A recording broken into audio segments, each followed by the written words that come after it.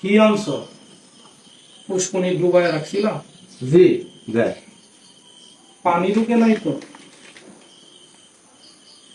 একটা কথা মন দিয়া শুনো, এসব জিনিস আমার কাছে আর আনবা না। এইসব কাজ আমি আর করবো না। আল্লাহর দরবারে অনেক গুনাহ করেছি। এই জাননে কি কর? আপনি গুনাহগার হবেন কেন? গুনার কাজ তো করতেছি আমরা। আমরা আপনার মাল দিতেছি, আপনি কিনে নিতেছেন নগদ পয়সায়। মাল কোথা থেকে আসে এটা বিবেচনার বিষয় তো আপনার না।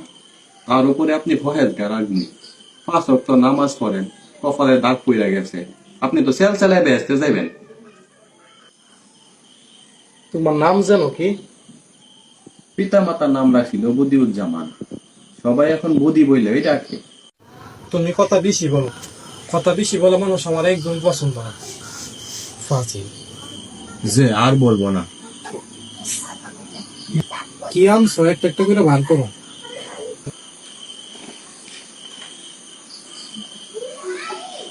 পুরান সেন্টেন অংশ পুরান খেলে নুনে রাখো। নাই কাঁদেন, আপনার পায়ের মাপে মাপে আছে। আবার কথা বলে।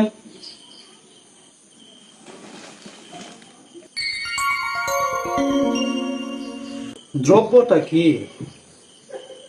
মাটির পুতলা। নাই কাঁদেন, ফুলাপানের খেলার জিনিস। বড় ফুলাপান আছে না?